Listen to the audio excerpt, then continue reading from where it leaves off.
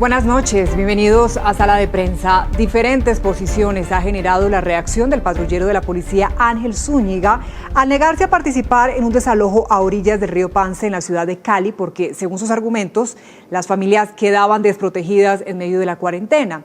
Pues miles de ciudadanos en las redes sociales han salido a respaldarlo. Consideran que su actuación fue humana, pero hay quienes consideran que esto sienta un precedente peligroso, pues la policía está para hacer cumplir órdenes judiciales como esta. Es por esta razón que hemos invitado a nuestro programa a César Chaparro, nuestro periodista de Noticias Caracol, y también a Néstor Rosanía. Él es director del Centro de Estudios en Seguridad y Paz. Los saludo a los dos, pero comienzo de inmediato con César Chaparro. César, cuéntenos qué ha dicho la policía sobre este caso. Oficialmente, ¿qué pronunciamiento se conoce?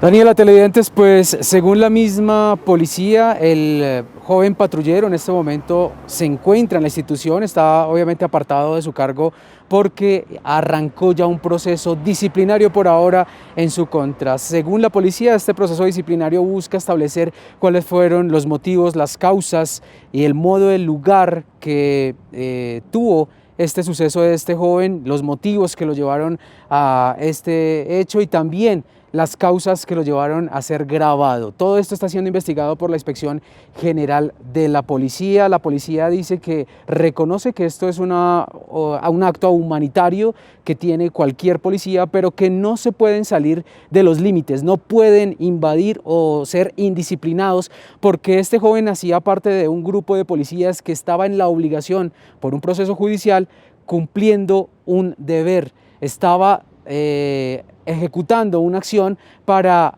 desalojar a una familia que en el marco de las causas que suceden, pues estaba invadiendo un terreno de otra persona a la que también consideraba, según los jueces, se le estaba violando un derecho.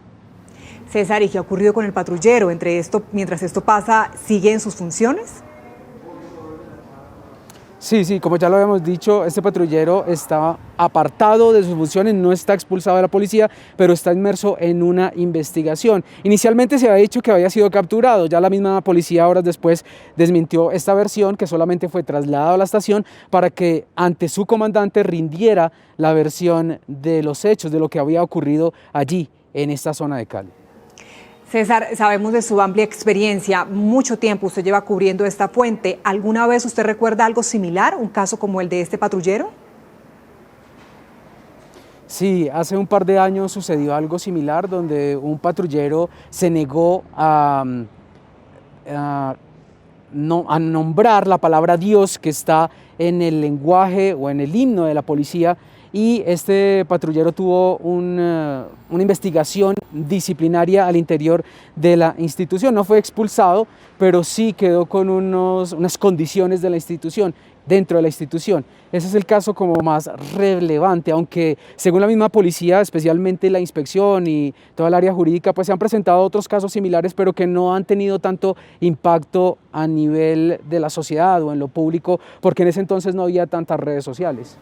Claro, entendemos, son tiempos diferentes. Bueno, pues César, estamos muy atentos a lo que pueda ocurrir a este pronunciamiento oficial después de esa investigación por parte de la Policía Nacional. Gracias por acompañarnos, César Chaparro. Con mucho gusto, gracias a ustedes. Bueno, ahora quiero preguntarle a Néstor Rosanía, como les contaba, es otro de nuestros invitados. Él, vale la pena recordar, es el director del Centro de Estudios en Seguridad y Paz. Nuevamente, César, nuevamente Néstor, perdón, ¿cómo está? Bienvenido. ¿Cómo estás? Un saludo para ti muy especial y para los televidentes.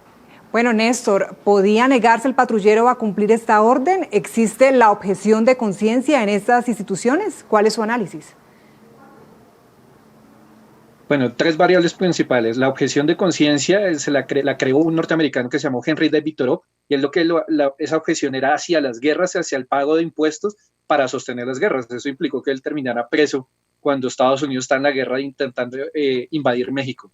Ahora, esa objeción se fue trasladando en el tiempo y llegamos a la época de la Segunda Guerra Mundial, cuando los nazis empezaron a hablar de una obediencia debida, y ese era el argumento en el que se pararon para decir que todo lo que ellos habían cometido no tenían responsabilidad porque simplemente estaban cumpliendo órdenes. Ese concepto de la obediencia debida terminó después en las dictaduras del Cono Sur, sobre todo en la Argentina con los desaparecidos, y los militares decían lo mismo, que ellos solo cumplían órdenes y era la obediencia debida. Eso se transformó y hoy lo que se habla es que no puede haber una obediencia debida y restricta, se habla de actos reflexivos. ¿Qué es un acto reflexivo? Los miembros de la fuerza pública tienen que cumplir órdenes siempre y cuando estas órdenes no vayan en contra de la Constitución o la ley. Y ellos tienen que hacer esa ponderación, si están yendo en contra o no de la Constitución y de la ley. Si lo llegan a hacer y saben que lo que están cometiendo es un delito, no aplica la obediencia debida y son tan responsables como quien emitió la orden.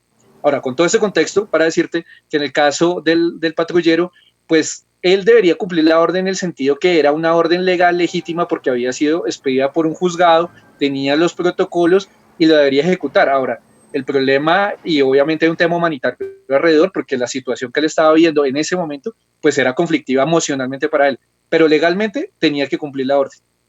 Es decir, está por encima esa orden de ese sentimiento humano, llamémoslo así, o lo que él estaba viendo como un poco contradictorio, el que estas familias quedaran sin lugar donde vivir, sin donde pasar la noche. ¿Estaba entonces por encima esa norma? ¿Debía cumplir? Claro, ahí, digamos, él tenía que hacer la ponderación. Lo que estoy haciendo es en contra de la ley o en contra de la Constitución. Pues la respuesta era no, porque tenía una orden legal expedida emanada por un juzgado que la hacía completamente legal y legítima. Ahora, si tendríamos, o sea, él tendría que haber tenido la ponderación, no era de desacatar la orden, sino que realmente si quería generar un cambio frente a esa realidad que estaba viendo, no era en la situación en el momento, sino era directamente contra la autoridad administrativa que expidió el acto. ¿Cómo podría ser, por ejemplo? ¿Qué pasa en esos casos? Cuando yo como funcionario, como un policía, tengo que cumplir esa orden, pero también lo que usted dice, quiero manifestar esa contradicción o esa violación que dice él de sus derechos se estaba cometiendo en ese momento. Entonces, ¿cuál sería ese paso a seguir? ¿Ante cuál órgano? Claro, él tendría, digamos, como funcionario público tenía un conducto regular dentro de la misma institución. Y ya como ciudadano, pues si quisiera apoyar algún tipo de causas, porque vería que hay digamos, una comunidad que queda desprotegida en medio de la pandemia y todos los argumentos que dio, que son 100% válidos y son reales, pues debería ya como ciudadano, digamos, acompañar a esa comunidad por vías legales diferentes. Pero en ese momento, él, lo que te digo, dependía de una orden que sí era legal y que sí era legítima. Así no fueran, digamos así, a los ojos de todos nosotros humanitariamente, pues es terrible desalojar a una familia en medio de una situación como esta. Claro, y tal vez eso es lo que ha hecho que generara diferentes reacciones en las redes sociales, por ejemplo. Entonces está también ese respaldo como ser humano, como un colombiano, como aquel que está a favor de este tipo de causas. Y bueno, con todo este contexto que nos ha explicado Néstor, ¿el patrullero podría ser sancionado por su conducta? Adelantar un proceso disciplinario, evidentemente, y se tendrá algún tipo de castigo. Ahora, que haya sido tan mediático el tema, seguramente hará que no sea tan fuerte el castigo. Pero aquí cabe hacer también una analogía, Daniela. Una cosa es este hecho, que fue una lógica humanitaria, y otra, por ejemplo, en el caso de las chuzadas de las fuerzas militares a periodistas y políticos.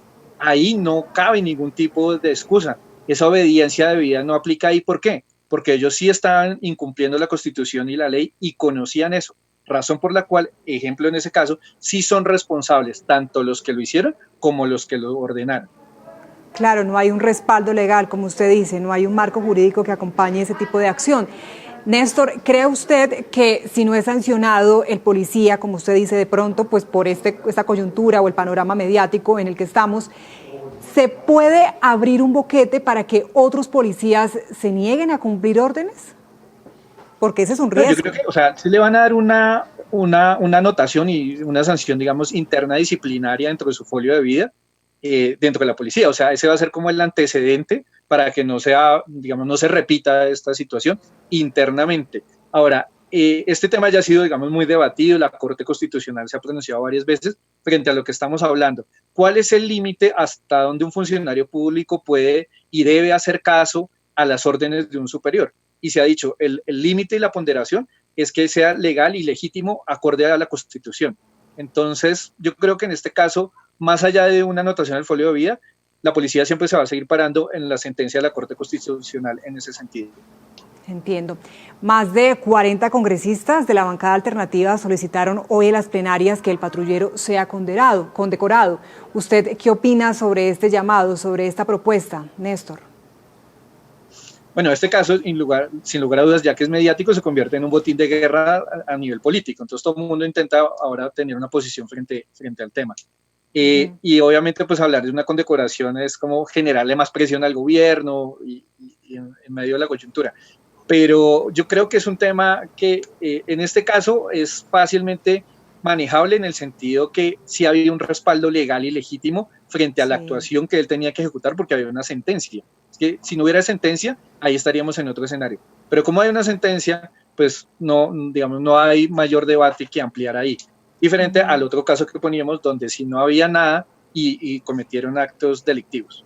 Claro, pero volviendo a esta pregunta que le acabo de hacer, lo mejor es que ni tampoco debiera recibirla, diría yo, ¿no? Porque estaría como en un panorama entre se vuelve como ese acto heroico, digámoslo así, y ya termina siendo de pronto un poco político el tema, ¿o usted cómo lo analiza, cómo lo ve? El que reciba esa condecoración, a eso me refiero. Claro, lo que tú dices es cierto, si no dejamos que esto, digamos que las actuaciones judiciales se conviertan y ya tengan un marco político y ahí sí ya estaríamos en una zona gris que podría ser difícil para la democracia, porque entonces cada servidor público empezaría a pensar cuáles son los réditos políticos de ejecutar o no ejecutar una acción.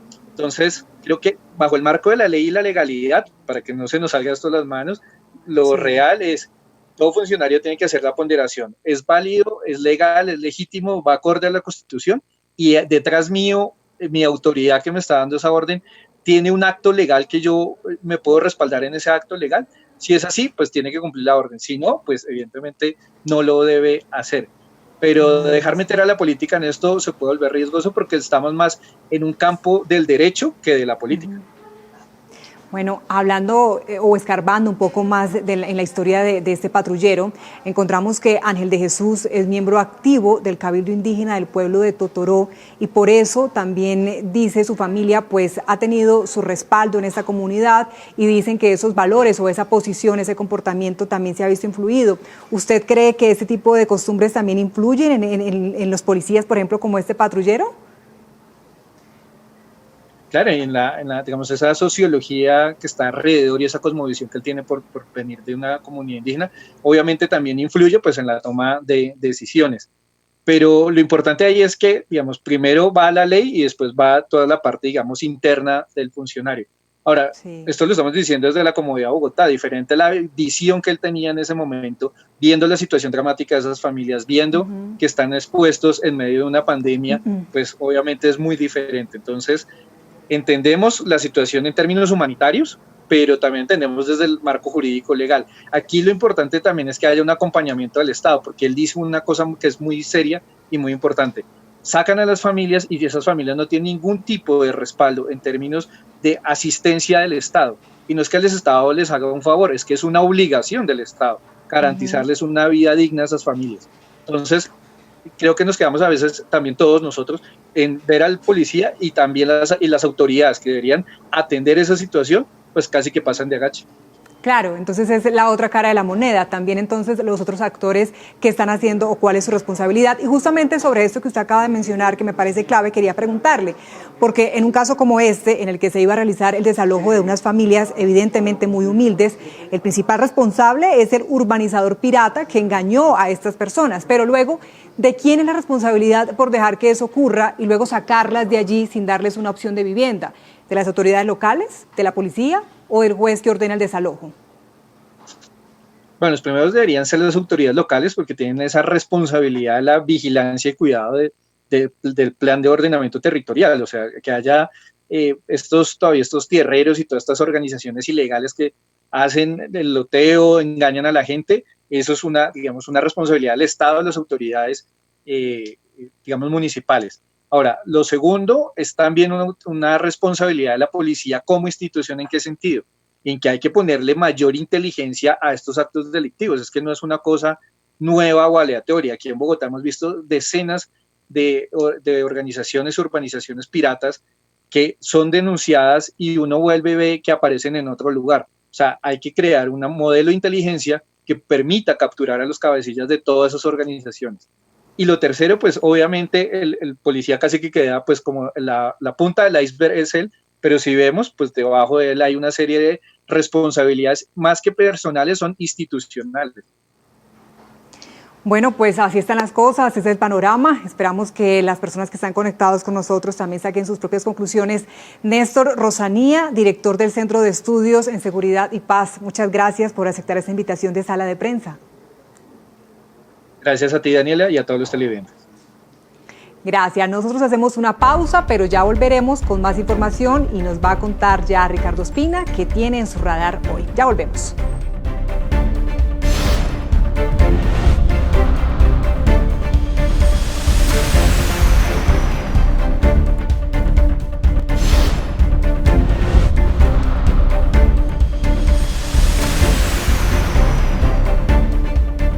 Gracias por seguir con nosotros. Está conectado a Sala de Prensa. Y ahora saludamos a Ricardo Espina, director de Servicios Informativos de Blue Radio, quien nos cuenta qué tiene hoy en su radar. Buenas noches, Ricardo.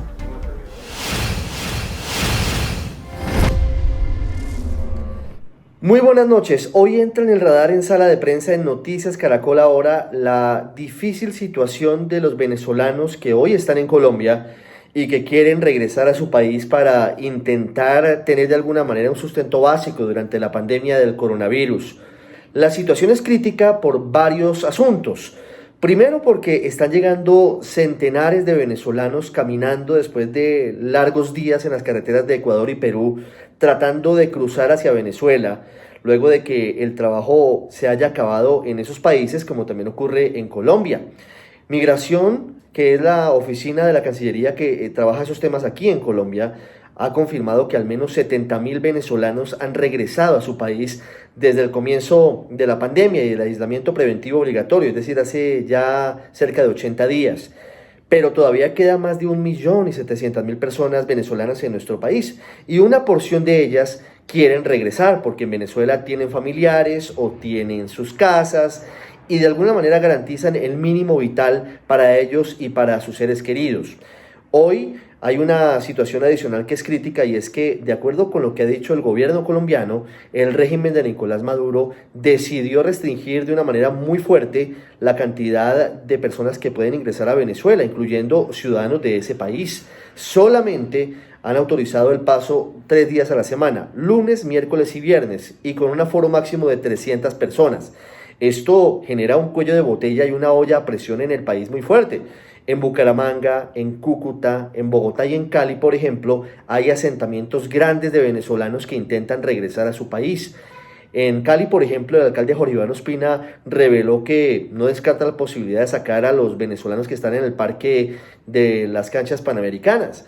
En Bogotá el asunto es crítico en la autopista norte y hoy Migración Colombia dijo, mire, no hay cómo seguir atendiendo a esas personas en este sitio. Deben irse a unos albergues y esperar a que mejoren las condiciones, porque Colombia, de otra parte, decidió suspender la contratación de buses para llevar a venezolanos hacia la frontera. Todo esto porque se convertiría aún en una peor olla a presión, porque ni Cúcuta, ni Riohacha, ni Arauca van a tener la capacidad ni la infraestructura para atender a miles de personas a la espera de que en algún momento puedan cruzar hacia el vecino país.